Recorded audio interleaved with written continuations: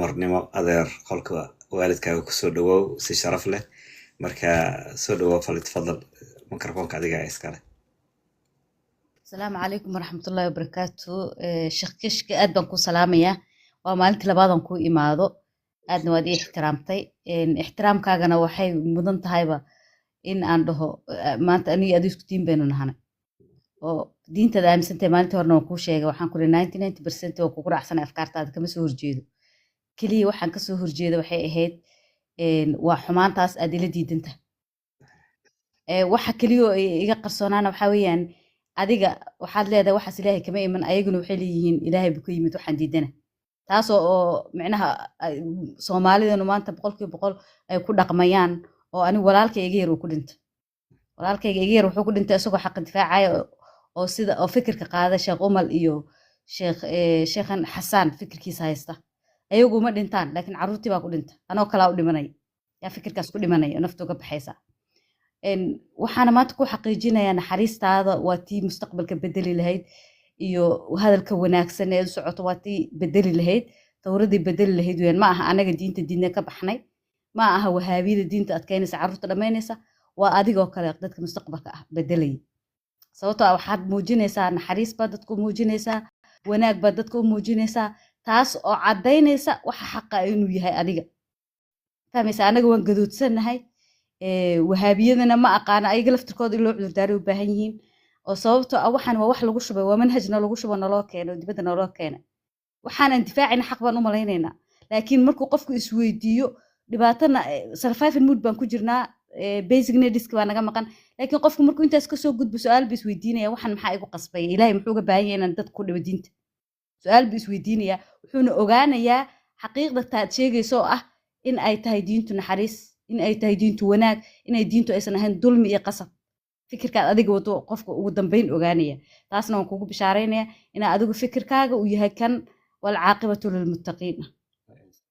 caaqibada la sheegayo oo muttaqiinka in adiga fikirkaaga waa sida aniga hadda u arko sababtoo ah waxaan ka dareemay qofkii ugu horreysay wadaadha oo ka dareemay naxariis iyo jacayl iyo in dhab ka tahay wuxuu sheegay baa taa kuma amaanayo kuma qofaan hore oo qaana ma tihid kalaab hoos kuguma soo qonin waxaan ka cudur daaranayaa dadka aan ku garanayno oo ku aflagaadeynaya oo anigu laga yaabo inaan groupkayga ka dhigto oo mulxidiin isla nahay kulli mulxidiintana farahay ka bateen isma yaqaanaan gaalada tirada ka batay sababtoo ah digsida maxaa karka ka keenay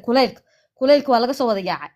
kuleylkaas waa laga soo wada yaacay banaan dadka inta badan hadda majority isma naqaano anigu waxaan la kulmay anoo UN ka shaqeynaya ilmo yar oo aad iiga yaraa oo Muqdisho jaamacadeeda ka yimid oo mulxidaan la kulmay ka waran oo kala hoos qoon tigtigna qoon oo ku dhahay no ilaah ma jiro diinna ma jirto waan lagu dhibaatiyay Soomaaliya Muqdisho ka imaan 2000 muxuu dhashay oo maleena 20 meelahaas buu hadda jiray 2000 something buu dhashay nigaas marka dhibaatadaas jirtay soo saarayso qofkii celinayay adiga weeyaan kuleelkaas karkaas kuleelka wuxuu ka keenay caruurta ka soo baxday in anigu kamid ahay dadkii celinaya ee ugu dambeyn naxariistii diinta wanaagga tusinaya waa adiga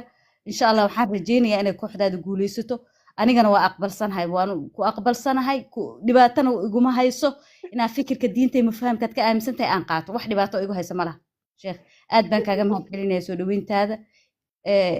emotional yana noqonin wallahi qof aad naxariis badan baa tahay ma sha Allah wahaabiyadana waxaan ku dhihi lahaa u ducee iska cafi wanaag u sheeg ha ka daalin sababtoo dhibaatada ugu badan ayay ku dhacaysaa maanta mulxid kuma dhacayso dadka u dhamaanaya ee dhimanaya waa wahaabiga dadka caruurta haligaya ee argixisada noqonaya waa wahaabiga anigu waxaan dhihi lahaa dadka maanta in loo naxa u baahan waa ayaga anaga ma ahan idinkana ma aha dadka mudan waa sax argixisada soo saartay oo argixisada dhan kala noqonay oo anagana difaac baanu galnay waa xaqiiqo laakiin maanta dadka u baahan gargaarka waa ayaga maanta dhan waxa way qaylinayaan maanta dhan dhibaatayna waxa way nacayaan dadka sababtoo adigaaga soo naxariistaad wada bay ku nacayaan sheekh kashka bay ka nacibiyeen anoo mulxida maanta anoo mulxida wahaabi kashka bay ka nacibiyeen sababta maxay ku nacayaan maxaad ku samaysay anoo maanta mulxida wallahi ku soo jeclaaday maxaan kugu soo jeclaaday naxariistaada kugu soo jeclaaday waxba iguma qasbaysid waxba iguma dhibaataynaysid waxaad leedahay diinta saxda gabadha kamaysan tigin gabadhan xumaa wax la tusay bay aragtay ha loo naxariisto ha la tusiyo diinta ilaahay waa naxariis baad leedahay ayaga sababtay kuu nacayaan maxay tahay naxariistay diidan yihiin wanaag ay kasoo horjeedaan marka qof naxariista diidaayo oo wanaag kasoo horjeedo waa inaad fahantaan dhibaataha maskaxiyanaa jirto waadna ogtiin dagaalaan ku wada dhalanay marka xarun maskaxiyanaa jiro dhibaatooyin baan haysta dhibaatooyinkaas marka waxaan dhihi lahaa dadkeena ha looga gargaaro anigu waan u naxsanahay wahaabiyo anigaa kusoo koray anigaa carruurtoodii ah walaalkay baa ku dhintay walaalaha inta iga yaroo dhanba ah wax yar bisa oo masar carruur masar joogta maahan aabahay famil badan buu leeyahay kuwa soomaaliya joogo dhan way nooga biiran kooxaas inaga noqdeen anigana waan ka badbaaday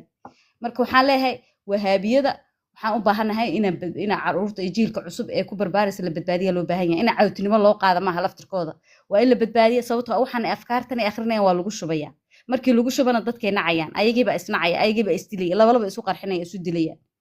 dhibaatada intaas la eg bayna gaarsiinaysaa inaad dee wax anagoo kale iska noqdo diinta intaan nacno halkaas ka caaya iyo kuwa mataqaanaa isqarxiya inaan labadaas noqono xal ma noqonayso waxaa loo baahan yahay xal baa loo baahan yahay war dadkeena maxaan wanaaga usoo kordhin karnaa ma cadaabka adduunka ayaan isugu yeeraynaa mise naxariis iyo nabad inaan ku wada noolaan waa in su-aashaas la isweydiiyo dadkan walaalaheen ah maxay rabaan maxay dadka diinta uga cayrinayaan maxay dadka diinta ugu dilayaan maxay dadka diinta ugu dhibayaan sideeba ilaahay waxaas wax uga faa'iidi karaa waa su-aalaha meesha taagan laga yaaban yahay oo laga jawaabi lahay ilaahay muxuu ku falayaa qof inuu dartiis loo dhibo ama qof dartiis loo qarxiyo ama qof dartiis loo dhibaateeyo ilaahay muxuu ku falaya uga baahan yahay marka dadkan waa in laftirkooda maskaxdooda la furfuro oo waxaan waqti la geliyo oo aan laga daalin anigana balan waxaan ku qaadayaa dadkaas laftirkooda hadday qadka ka baxaan inaanaba diinba ka hadlin diinna naqdinin xitaa aniga haddaan ammaan helo lay dhibaatayn dumarnimadeeda laygu dhibaataynin diinteeda laygu dhibaataynin xorriyaddeeda laygu dhibaataynin waxaan diin uga hadla ma jirto waxaan diin ku naqdiya ma jirto waxaan diin ku diida ma jirto dhibaato iguma haysa mogta diinta waa inay diintu wanaag aad ku hesho iyo naxariis iyo nimco iyo raxmad inaad ka hesho laakiin haddii ayada lagugu dhibaateeyo takhayalu haddii ayada lagugu dhibaateeyo biismi diin haddii lagugu dilo biismi diin haddii lagugu abiyiso